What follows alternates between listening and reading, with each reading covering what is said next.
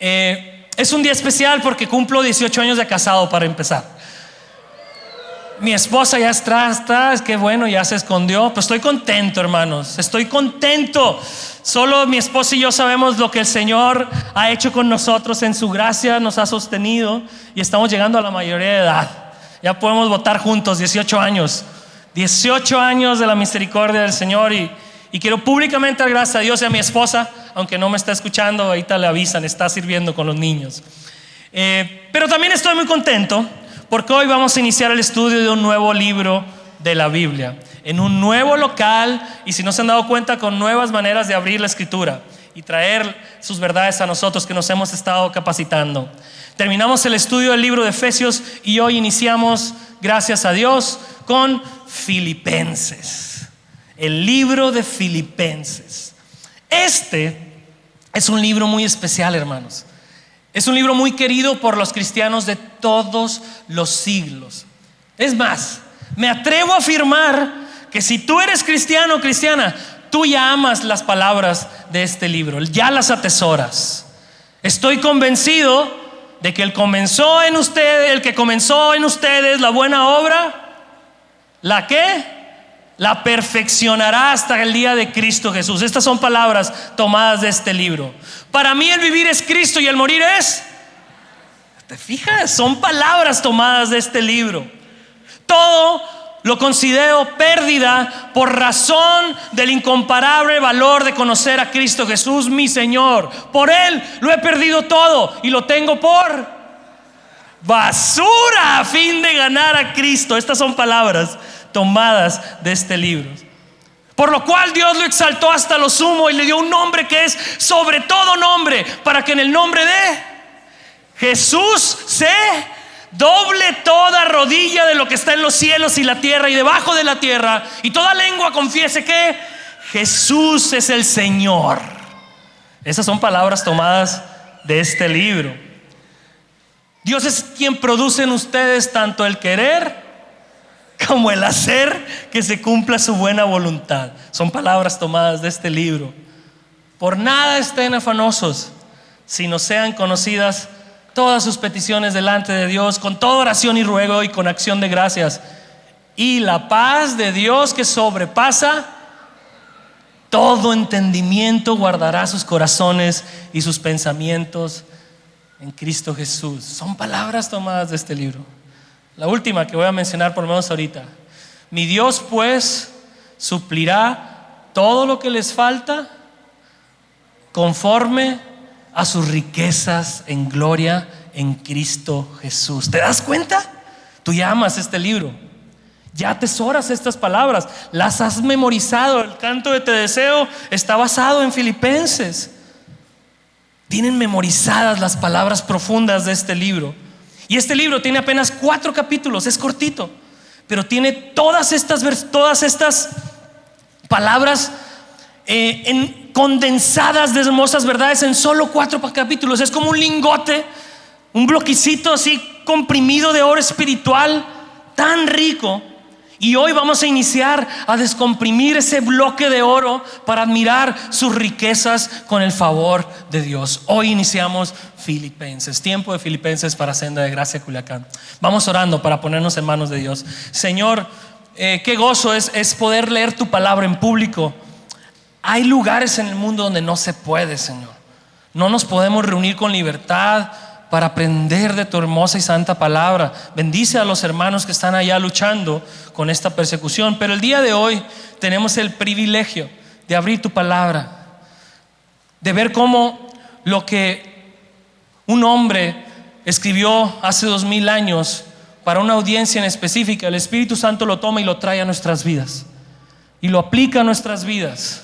Señor, te pido que hables a nosotros esta mañana.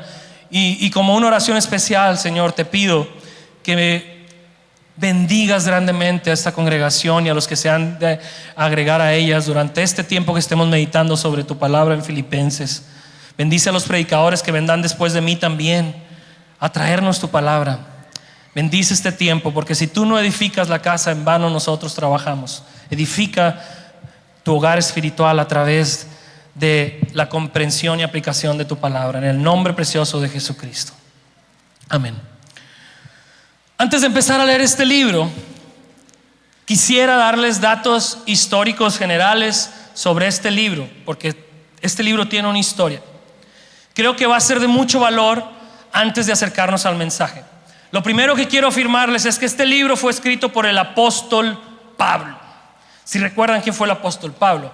Si no estás aquí, tú tienes seguramente, si no eres cristiano y apenas te vas acercando a la iglesia o a la Biblia, seguramente tienes muchos conceptos distorsionados del apóstol Pablo. Déjame contarte algo general. Pablo fue un hombre del primer siglo, judío y griego, tenía dos nacionalidades, que tenía una posición privilegiada dentro del judaísmo, que era la religión de los israelitas. Él se había dedicado a tratar de erradicar a los cristianos cuando empezaban a nacer en el primer siglo. Los perseguía a muerte y gracias a su mano y a su estrategia mataron a muchos. Quería ofuscar el nacimiento del movimiento cristiano desde su cuna. Pero un día este hombre tuvo un encuentro personal con Jesucristo y su vida dio un giro tan dramático que de ser el más duro perseguidor de los cristianos se convirtió en el hombre que más propagó el cristianismo y plantó iglesias en el primer siglo, y también quien más escribió cartas en lo que hoy llamamos Nuevo Testamento en la Biblia. La vida de este hombre es una prueba de la existencia de Jesucristo. Él mismo escribe en sus cartas: es por gracia. Yo no lo estaba buscando, lo estaba persiguiendo y sin embargo Él me transformó. La vida de este hombre no tiene explicación si Jesús no existe. Así de sencillo. Algunos historiadores dicen que Pablo es el escritor más influyente en toda la historia de la humanidad. Nadie ha sido más leído que Pablo. Ningún movimiento, nación ha tenido más influencia que la pluma de este hombre. Ninguna persona, ni un filósofo ha sido más leído y tiene más influencia.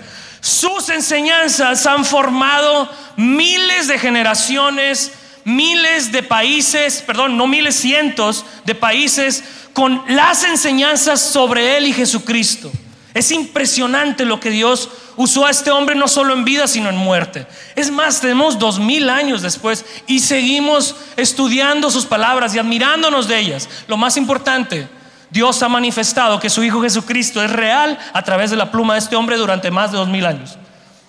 Es tan importante conocer quién fue el apóstol Pablo, quien escribió el libro que estamos por iniciar. Ahora, este libro no es un libro, es una carta.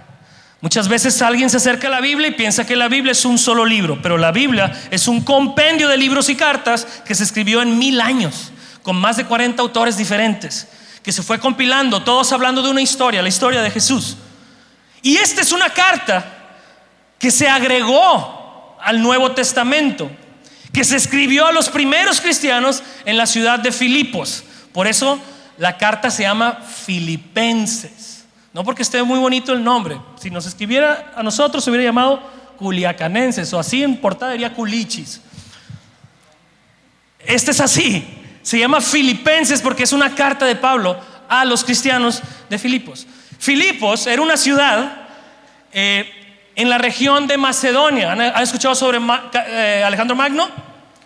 Alejandro Magno era de Macedonia. Estaba esta región al norte de lo que hoy es Grecia, en Europa. Fue una ciudad importante del primer siglo en el Imperio Romano, pero no era una ciudad tan grande. Probablemente tenía alguna población de miles de habitantes, pero tenía una característica muy especial. Graba estos datos porque van a servirnos. Esta era una colonia romana, o sea que estaba poblada y gobernada por militares romanos retirados de las batallas.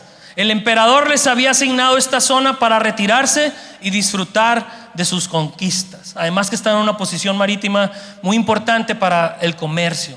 Pero era una ciudad llena de gente que conocía lo que era ser militar y lo que eran las batallas. Había muy pocos judíos aquí y no había ningún cristiano antes de que Pablo llegara a ella.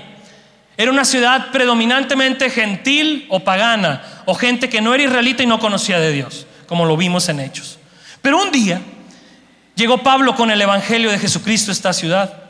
Y déjenme contarles cómo fue esto. Todo lo vemos en Hechos 15, 16 en la Biblia, como ya lo estudiamos. ¿Recuerdan estos mapitas? Sí, ¿verdad? Los veíamos en Hechos. Estuvimos estudiando Hechos, luego Efesios y ahora vamos a Filipenses. Y todo está conectado por un momento que pasó en la historia. Pablo había iniciado su viaje en Antioquía de Siria. Aquí, esta iglesia, él junto con Silas, ¿recuerdan a Silas? Iniciaron el segundo viaje misionero para ir y llevar el evangelio a lugares donde nunca habían sido llegados. Entonces él inicia por Asia, empiezan a llevar el evangelio y en Listra, aquí se les une Timoteo. Han escuchado ese nombre, ¿verdad? Lo van a escuchar también en Filipenses. Se les une Timoteo. Ya van entonces Pablo, Silas y Timoteo. Pero luego de ahí dice que el Espíritu Santo en Hechos 16 los guía hasta Troas, este puerto de donde se cree que estaba Troya. ¿Han escuchado eso, Troya? Quiero darte estos datos para que entiendas que esto sucedió, no es mito. Aquí viene, están en Troas y en Troas se les une un personaje especial. ¿Recuerdan quién? Lucas, el que escribió el Evangelio de Lucas y Hechos. Entonces ahí van Pablo, Silas, Timoteo y Lucas y no saben qué hacer porque están en este puerto y Pablo dice, pues Dios me ha traído aquí. Pero esa noche Pablo tuvo una visión, la visión del varón Macedonia. ¿La recuerdan? Todo esto es importante, no crean que son nomás por contarles. Tuve que estudiar otra vez porque se me olvida, hermano. Por más omega 3 que tomo, no pega ya después de los 65 años que tengo. Me veo de 40, pero tengo 18 años de casado apenas. En Troas, Pablo tuvo una visión de un soldado de Macedonia, que es esta zona, pidiéndole ayuda. Es así como él entendió que Dios lo llamaba a anunciar el evangelio en Macedonia. Y es así como se nos relata que Pablo y sus compañeros en el ministerio llegaron a Filipos. Esto es bien importante porque Filipos y la iglesia de Filipos sería la primera iglesia cristiana en toda Europa. Y adivinen de dónde viene el evangelio hasta México. De Europa. Estamos hablando de los antecesores, quienes empezaron a aportar este hermoso regalo del evangelio hace 2000 años en la región, que vendría a expandirse el evangelio en todo el mundo. Pero también quiero que noten lo sobrenatural que tuvo que suceder. Se los estuve resumiendo, pero lean en su casa Hechos 16, para que ellos llegaran a Filipos y empezaran a hablar de la palabra de Dios y el evangelio ahí. Pablo entonces forma ahí una iglesia y al pasar el tiempo, pasa un tiempo ahí, conforma la iglesia con sus líderes y él sigue en sus viajes misioneros. Pero a la vez que va en el viaje, él sigue en constante contacto con ellos. Cuando no envía a un compañero en el ministerio como Timoteo, les envía una carta y la tenemos registrada hoy como la carta a los filipenses. Esa es la historia de la carta a los filipenses. Un último dato antes de empezar con el texto. ¿Dónde estaba Pablo cuando escribe Filipenses? ¿Alguien sabe? Estaba en la cárcel. Estaba en Roma. ¿Recuerdan dónde terminamos el relato de Hechos? El último capítulo de Hechos, ¿dónde termina? Con el tercer viaje misionero de Pablo. Termina con Pablo en Roma encarcelado. Y ahí acaba Hechos. Pablo estaba encarcelado en una prisión en Roma cuando escribió esta portada. De ahí esta portada que nomás parece que dice Lipenses, porque está simulando que es la luz en medio de una cárcel. Gracias a Kenia que lo diseñó, muy buen arte. Ahí lo van a estar viendo. Porque Pablo escribió esta carta en la cárcel, en una prisión en Roma. Era alrededor del año 60 después de Cristo. Y en esa misma carta, esa misma cárcel, Pablo escribió Filipenses, Efesios, Colosenses y Filemón. No sé si nos van a dar a lo mejor la vida o si después de esto el Señor nos dirige a terminar todas las cartas de la prisión, pero con esta ya llevamos 2. Encarcelaron a Pablo, pero no encarcelaron la palabra de Dios. Filipenses es la muestra de eso. Y dicho todo esto, y con estos datos en mente, vamos a ir al texto de esta carta. Y el día de hoy solo vamos a leer 2 versos. Y fíjense lo que dicen estos 2 versos. Pablo y Timoteo, siervos de Cristo Jesús, a todos los santos en Cristo Jesús que están en Filipos incluyendo los obispos, supervisores, que es el mismo término, obispos o supervisores, y diáconos. Gracias a ustedes y paz de parte de Dios nuestro Padre y del Señor Jesucristo. Quiero que hoy observemos tres cosas en la manera en que Pablo va a iniciar su carta. Quiero que observemos cómo se identifica Pablo, cómo se identifica a los creyentes de Filipos y el saludo de esta carta. Esas tres cosas vamos a hablar hoy. Iniciamos con cómo se identifica Pablo. Y dice: Pablo y Timoteo, siervos de Cristo Jesús. Esta carta fue escrita por Pablo, como estábamos diciendo, pero aquí se nos da el dato que fue escrita acompañado de Timoteo. No que Timoteo haya escrito la carta, sino que Timoteo acompañó a Pablo cuando se escribió esta carta. ¿Cómo lo podemos saber? Porque a partir del verso 3 que vas a leer en Filipenses, Pablo no habla en plural, Pablo habla en primera persona. Él dice: doy gracias. Primero está informando a la iglesia de Filipenses que Timoteo está con él cuando se escribió esta carta. Ya hemos visto que fue porque esta iglesia conocía también a Timoteo y era un fiel colaborador de ellos en propagar el cristianismo. Quiero que veamos ahora también la manera en que se presenta, lo que usa para describirse a él mismo y a Timoteo. Dice: somos siervos de Cristo Jesús. Y déjame decirte que la traducción literal de la palabra siervos es esclavo. Por eso otras traducciones dicen esclavo de Cristo Jesús. Pablo se presenta como esclavo de Cristo Jesús. Qué interesante manera de presentarse, ¿no? Podría haber dicho Pablo el apóstol, podría haber dicho Pablo tu hermano, pero dice Pablo, esclavo de Cristo Jesús.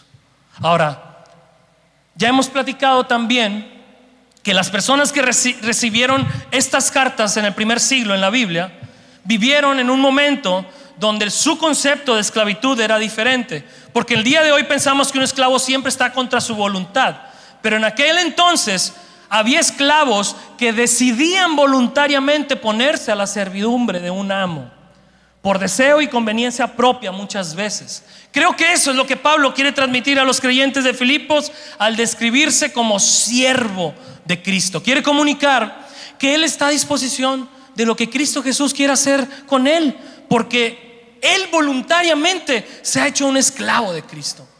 Algo muy importante que todos los cristianos debemos entender: que quien recibe a Jesús como su Salvador también lo recibe como Señor de su vida. Eso lo debes de tener claro. Jesús no solo es tu Salvador, es tu Señor. Pones tu vida a su disposición. Pero quiero hacerles una observación aquí que es muy relevante y por la cual empecé dándoles datos de contexto en esta carta. Desde el inicio Pablo se presenta como esclavo de Cristo. Pero ¿dónde estaba Pablo cuando escribió esto? ¿De quién era esclavo? ¿De quién era prisionero? De Roma, del emperador, del César. Sin embargo, aunque Pablo sabe que los creyentes de Filipos saben que está encarcelado, Pablo no inicia afirmando que él es esclavo de Roma. No inicia afirmando que es esclavo del César. Desde que inicia afirma: yo soy esclavo de Cristo. Y eso es tremendo porque es confrontador. Está haciendo una confrontación con esa afirmación. Está desafiando. Está mostrándole a sus hermanos que aunque está en una prisión, él no es esclavo de aquellos que lo han aprisionado. Y hermano y hermana, voy a darte un tema que va a correr en todas las líneas de Filipenses. ¡Ay, Dios! Ok. Un esclavo de Cristo no es esclavo de sus circunstancias. Esta idea corre en todo Filipenses. Vas a ver a Pablo desde esta prisión escribiendo sobre alegría, sobre gozo, sobre esperanza. Vas a verlo escribiendo decir: para mí el morir es ganancia y el vivir es Cristo. Vas a verlo que aunque esté en una prisión, la prisión no se ha apoderado de él internamente.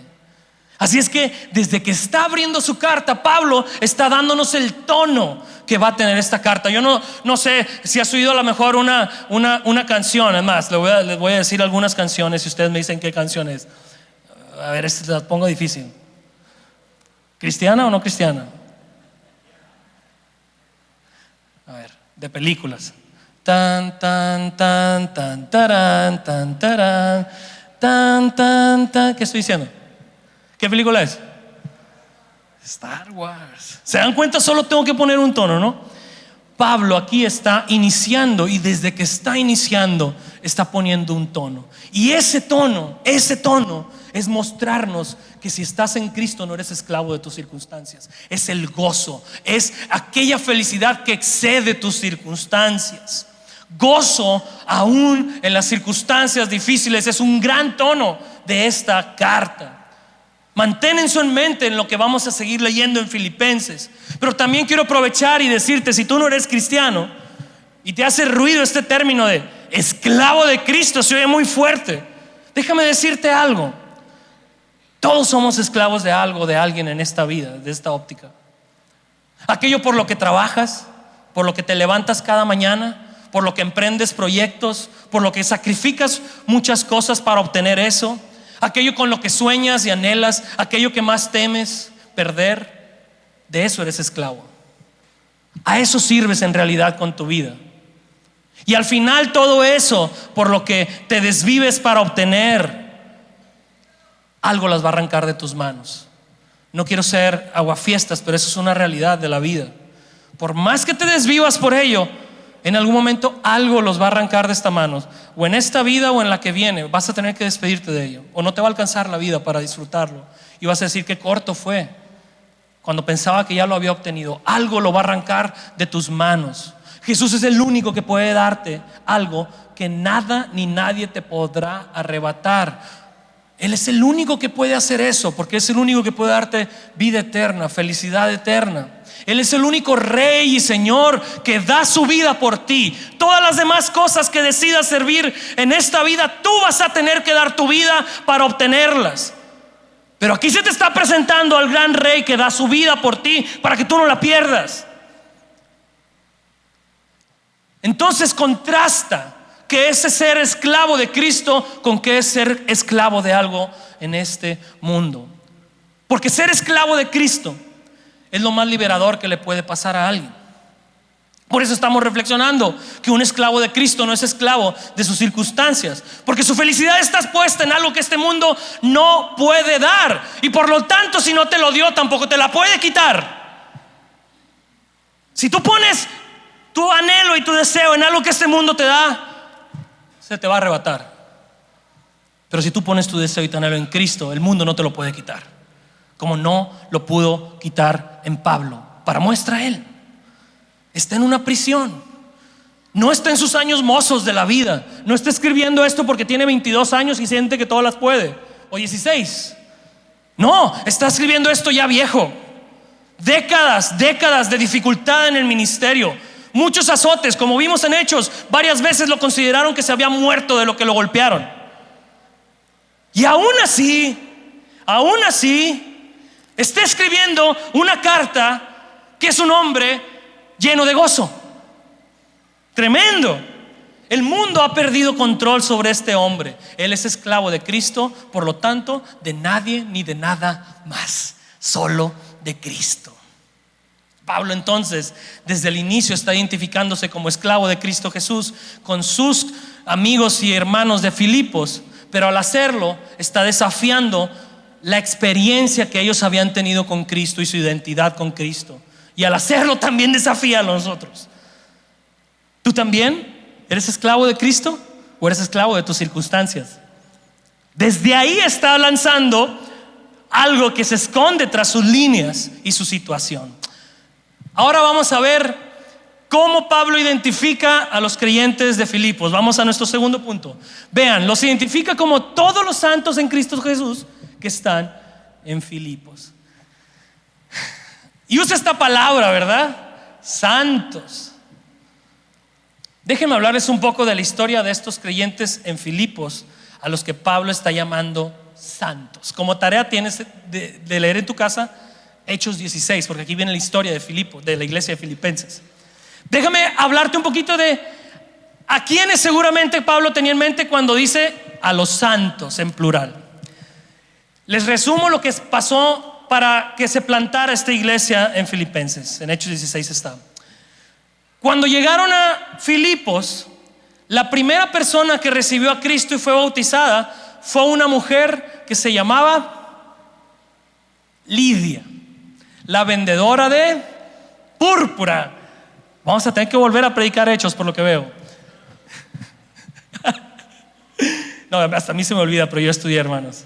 O sea, que estoy aquí para hacérselos más claro. Esta mujer era una mujer acaudalada. Dice que conoció a Pablo y a Silas en la orilla de un río, estaban en una reunión de oración, le predican el evangelio, ella ahí recibe a Cristo y toda su casa se bautiza junto con ella. Y ahí inicia la primera iglesia en Filipos, en la casa de la hermana Lidia, porque ella tenía dinero y le insistió en quedarse y empezar a tener reuniones en esa casa. Ella fue la primera convertida.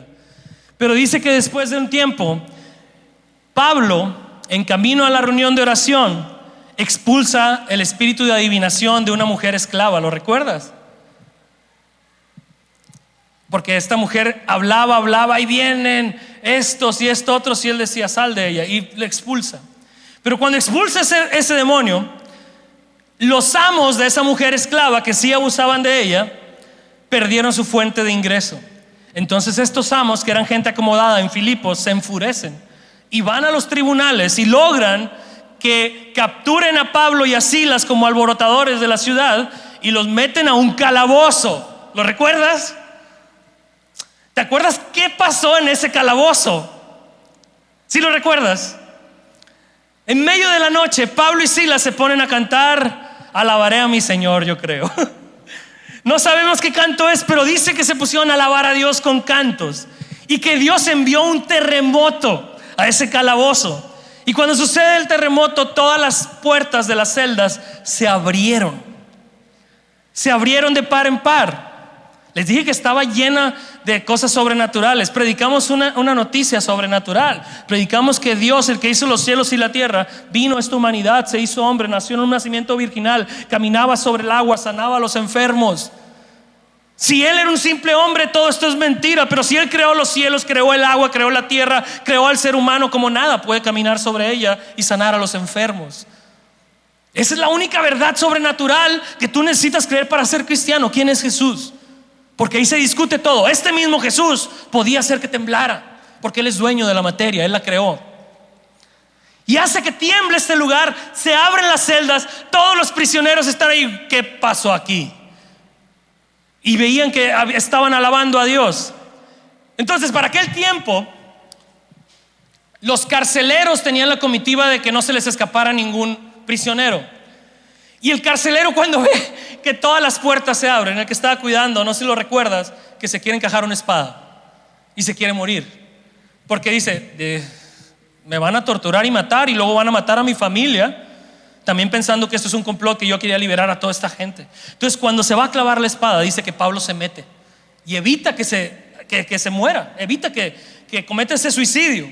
Y no nada más hace eso, Pablo predica el evangelio a este hombre carcelero que se había dedicado toda su vida a torturar gente, que en su conciencia estaba la muerte de muchos, que era un hombre malvado, por eso se dedicó a ser carcelero. Es como si yo te digo, ¿qué eres tú? Asesino en mi tiempo libre. Así, me gusta sacarle piernas a la gente y ser sangriento. Eso era este hombre, así de crudo o peor, porque no había armas de alto calibre, había espadas con filo. Y este hombre recibe el evangelio y él y toda su casa se convierten a Cristo y le sirven a Cristo, y ahora se congregan en la casa de Lidia. Seguramente se unieron más personas a la iglesia de Filipos después de estas 3 que nos relata Hechos. Pero podemos saber que entre estos santos en Cristo Jesús que están en Filipos estaba una mujer acaudalada, un carcelero que había tenido un trabajo torturador de gente, y muy probablemente una ex hechicera, porque aunque el texto no le dice, la tradición histórica dice que esta mujer también se unió a esa iglesia. Interesante que a ellos Pablo les esté diciendo a los santos, ¿no crees? Interesante, como dice el hermano Chícharo. Es común que nosotros escuchemos esta palabra, santos, y tengamos muchos conceptos erróneos de ella. Nuestra cultura usa esta palabra para referirse a personajes canonizados por la Iglesia Católica Romana, personajes que hicieron algunas cosas buenas en la vida y que se ganan este título después de morir como personajes intachables que si tú les puedes prender una veladora o hacer un rezo te van a escuchar. Idea que no está en la Biblia y que es errónea a la luz de la Biblia. Pero esa manera de usar la palabra santo ha permeado nuestra manera de usarla también. Perdón. ¿O a poco cuántos de nosotros nos sentimos cómodos? O imagínense que el otro domingo lleguemos aquí y usamos santos del Señor. ¿Cómo estás, mi santo, en el Señor? ¿Cómo se sentiría? Casi nadie la usa, ¿verdad? Perdón.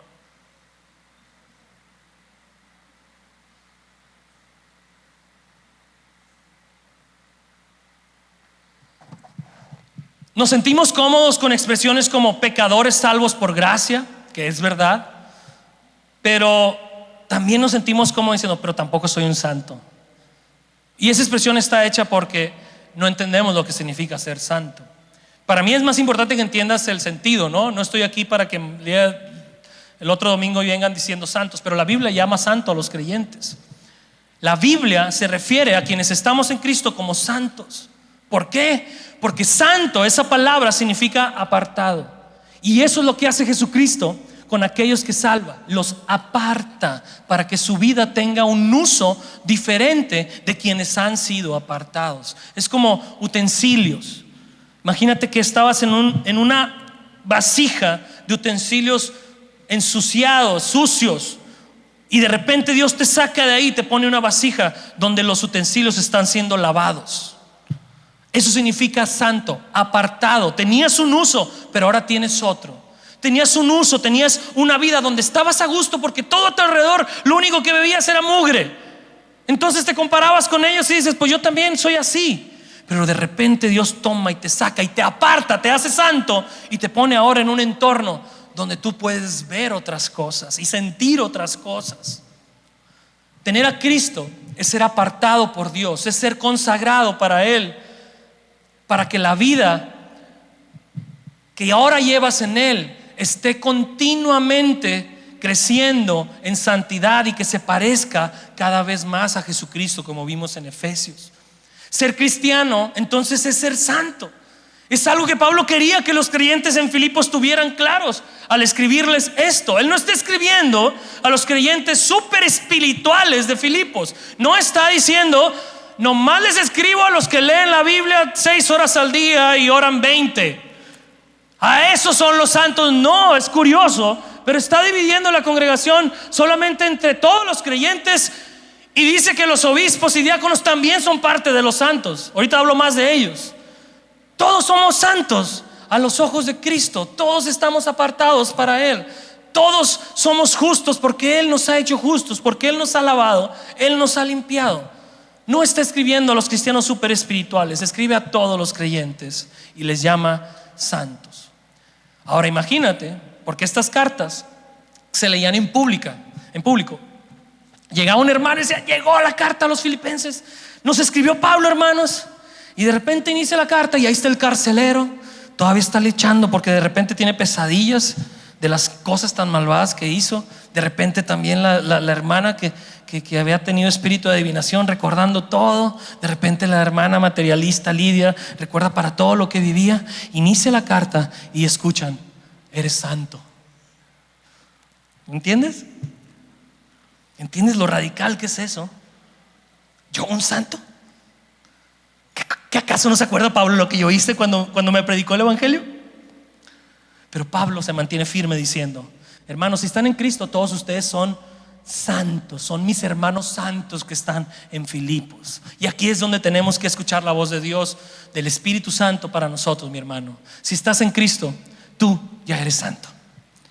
No porque seas perfecto, sino porque Dios ya ha empezado la obra de perfeccionarte. Te ha apartado para Él. Ya ha hecho que nada pueda darte más deleite que estar bien con Él.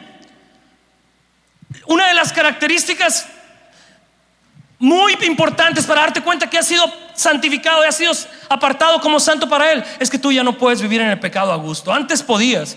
Me gusta cuando mi papá le dice a los que se van acercando. Yo recuerdo cuando llegué a Cristo, mi papá era bien buena gente, pero pecador. Ahí donde lo ven. Y él le dice a los que van a casi siempre lo escucho decir esto a mi papá. Yo recuerdo cuando llegué a Cristo y me enojé, porque cuando al siguiente día que tuve un encuentro con Jesús, quise hacer lo mismo que hacía antes y ya no podía. Y le gritaba: ¿por qué me hiciste esto? Sí lo han oído decir eso, ¿verdad? Si te le acercas te lo va a repetir eso y otras 30 dichos más. Gracias a Dios por mi papá. Pero es cierto, eso hace Jesucristo en tu vida. Te aparta y ya no puedes. Me ven y unos se están riendo. Ustedes también han experimentado eso, ¿verdad? Si no lo has hecho, qué gozo sería que lo hubieras experimentado. Pero la prueba de que Él te ha apartado y te ha hecho santo es esa, dentro de muchas otras. Tú sabes que no eres perfecto, pero en tu corazón deseas llegar a ser perfecto para Dios. Y eso te hace a ti vivir en un proceso constante de crecimiento.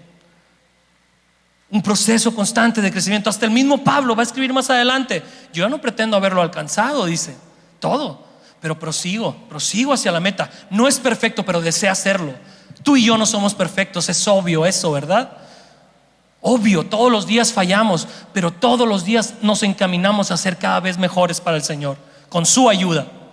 Y esa es una prueba de que Él te ha hecho santo. Dios ha hecho que te sientas en este mundo como cuando alguien llega a una fiesta de vestimenta casual, vestido de gala. O no sé si te ha pasado que llegas a un restaurante o algo así y tú dices: ay caray, de aquí no soy. Sí te ha pasado, ¿verdad? Así se siente el cristiano en el mundo.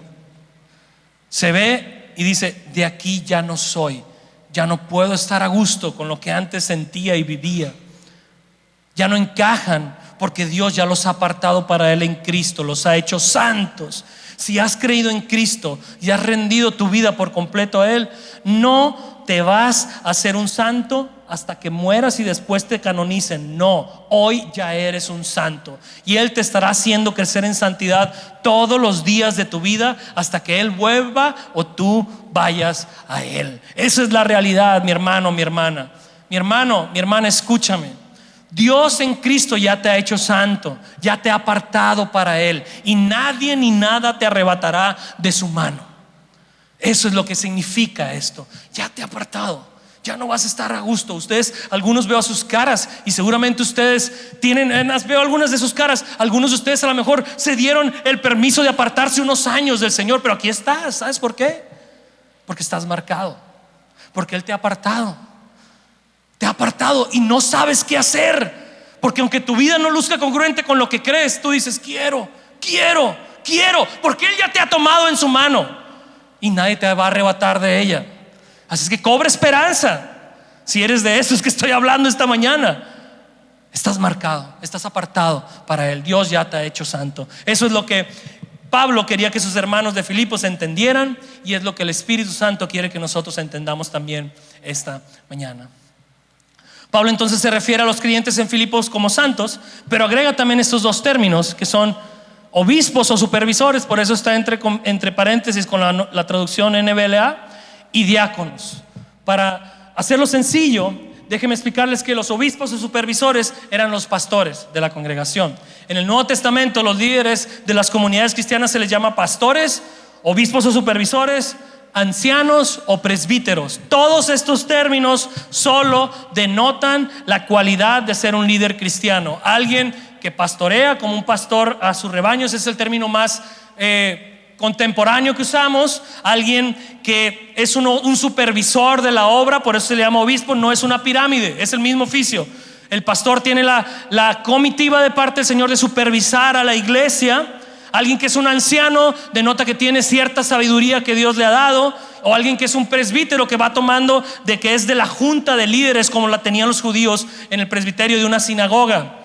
El pastor es todo eso, pero en la Biblia a veces usa un término u otro. Pablo aquí entonces está saludando a todos los pastores de esta congregación, y lo hace en plural, porque como ya hemos platicado también, el patrón de los apóstoles fue poner pastores en las congregaciones, no un pastor. Si no hubiera escrito al pastor de Filipenses, pero ¿qué dice? A los pastores, a los obispos en plural. Y los pastores tenemos la comitiva de no hacerles creer a ustedes que somos el papa de esta iglesia, O que yo soy el pastor de pastores. No lo es así. Soy uno de los pastores. Que Dios nos conceda tener más pastores, porque falleció un pastor en esta iglesia hace 2 años y estamos en el proceso de formar y de que la iglesia confirme a más pastores. Eso es lo que queremos.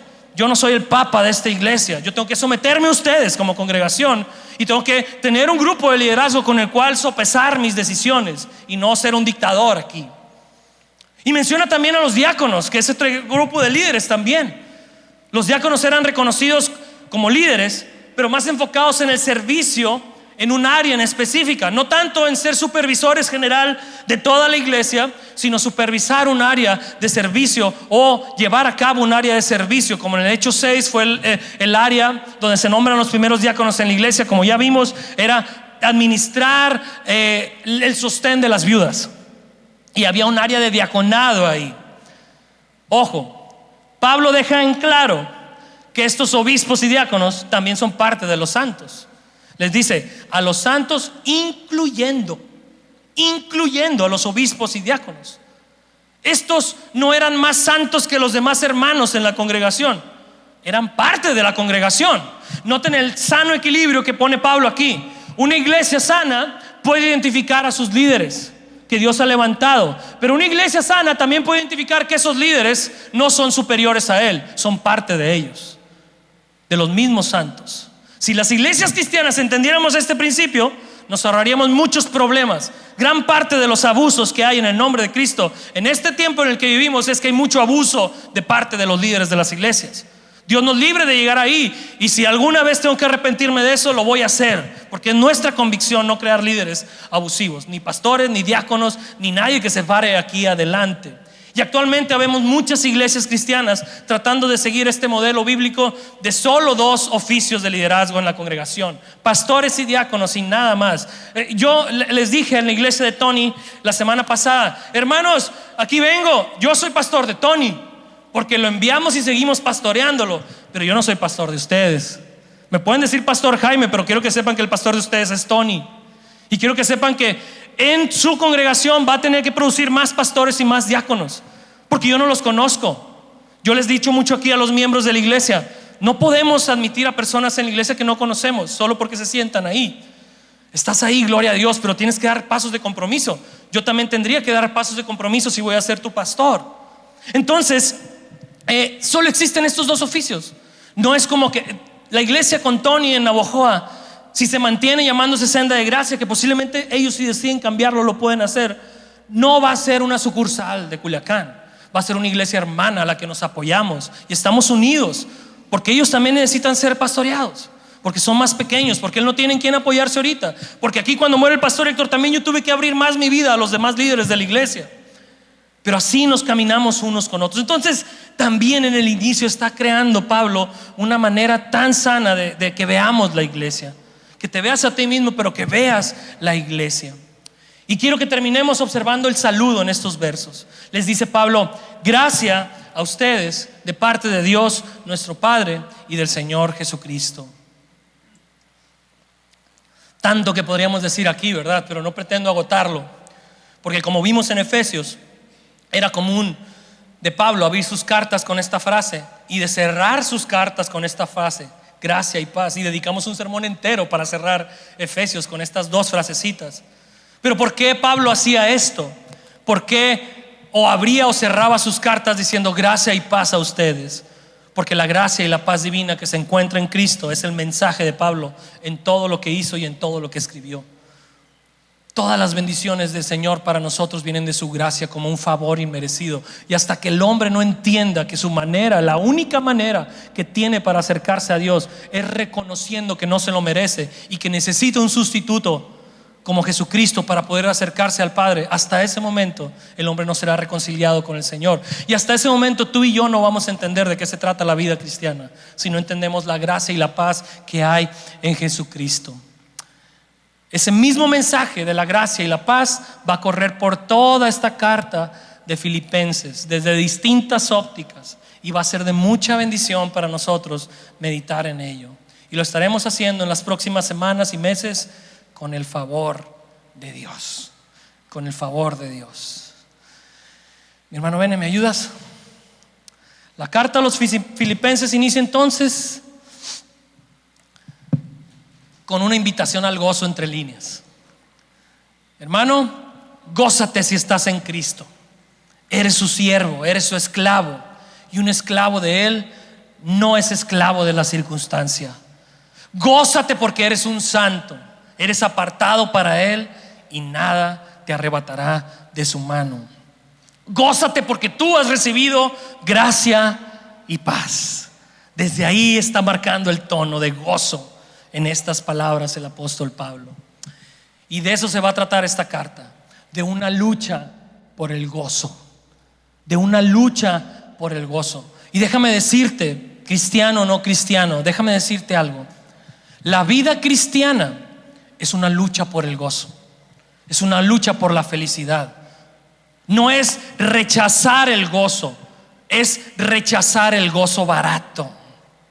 No es rechazar la satisfacción, es rechazar la satisfacción superficial. No es rechazar el deleite, es rechazar el deleite superficial. Y hermano, ¿por qué te comento esto? Porque yo vivo en la misma ciudad que ustedes viven. Enfrento las mismas ansiedades, las mismas preocupaciones desde distintas circunstancias particulares, pero al final vivo en la misma ciudad que ustedes. Sabemos lo que hemos estado viviendo los últimos 2 años, año y medio. Como dijo mi hermana aquí al frente, yo estoy viviéndolo con ustedes y conozco algunas de las circunstancias por las que ustedes están pasando. No las conozco todas, pero conozco las suficientes como para saber que no están viviendo tiempos fáciles. Pero una de las grandes enseñanzas que nos va a dejar Filipenses es que si Pablo en Cristo pudo vivir con gozo en la prisión en donde estaba, tú y yo en Cristo también podemos vivir con gozo en donde estemos. En donde estemos. Pablo va a escribir más adelante en esta carta: he aprendido a estar satisfecho en cualquier situación que me encuentre. He aprendido a vivir en todas y cada una de las circunstancias. ¿Por qué, Pablo? ¿Cómo le has hecho? ¿Y cuál es su respuesta? Todo lo puedo en Cristo que me fortalece. Él había experimentado en Cristo una fuente inquebrantable de deleite, una fuente de gozo que nada se lo puede quitar. Por eso también va a escribir más adelante en esta carta, como cantábamos al inicio: todo lo considero pérdida por razón del incomparable valor de conocer a Cristo Jesús, mi Señor. Por Él lo he perdido todo y lo tengo por basura con tal de tener a Cristo. Suma lo que puedas darme, mundo. Súmalo, apílalo, pésalo, lo tiro porque Cristo pesa más.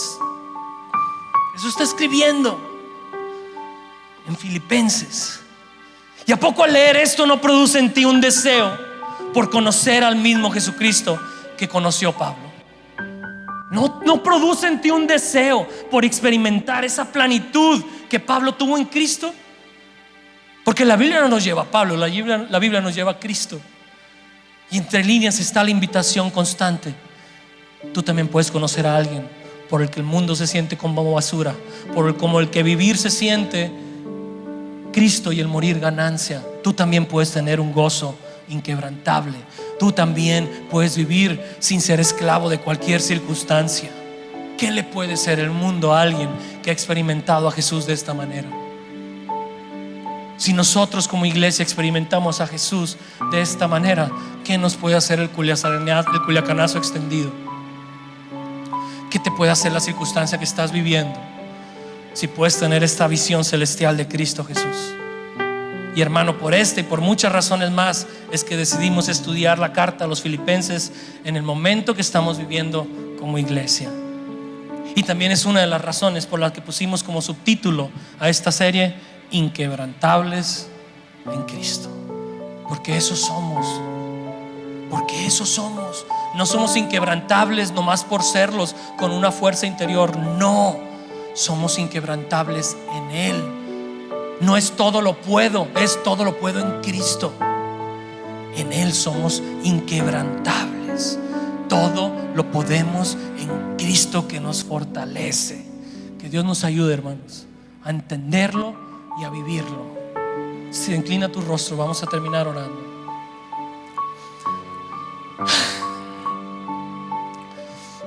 Uno, Señor, a través de estas reuniones donde ponemos atención casi una hora, donde hay un pianito, donde se logra un momento de emoción, puede producir esto, Señor. Puede producir un momento de seriedad, un momento de reflexión. Pero tu Espíritu Santo es el único que puede producir un cambio total en nuestras vidas. Tu Espíritu Santo es el único que puede abrir la mirada espiritual para darnos ojos para ver quién es Jesucristo. Es el único que puede darnos oídos para escuchar su dulce voz invitándonos a conocerle. Es el único que puede dar un corazón para amarlo a Él sobre todas las cosas. Espíritu Santo, revélanos a Cristo. Que mientras seguimos meditando en esta carta, Señor, tu Espíritu Santo haga la obra en nosotros. Ciertamente hay muchos problemas entre nosotros de todo tipo, muchos de ellos a lo mejor ni relacionados con la violencia, pero esta mañana vienes a recordarnos que no tenemos que ser prisioneros de esos problemas, Señor. Danos esa visión de Cristo como el gran libertador que es, como aquel que nos puede dar una paz que sobrepasa todo entendimiento. Si lo que hablamos hoy solamente fue al entendimiento, pon tu toque, Espíritu Santo, para que esto se convierta en más que entendimiento y sea una experiencia real con tu Hijo Jesucristo. Padre, ayúdanos como iglesia a vivir para ti, a deleitarnos en ti, a luchar esa batalla por el gozo, a ver las cosas que ofrece este mundo como lo que son, superficiales, baratas, perecederas, y a verte a ti como lo que eres, la única fuente de gozo inquebrantable, Señor. En el precioso nombre de Jesús, ayúdanos. Amén. Amén. Despedimos la transmisión y los dejo con mi hermano Alex Monarres, que nos va a dirigir para terminar esta reunión así como estamos en oración.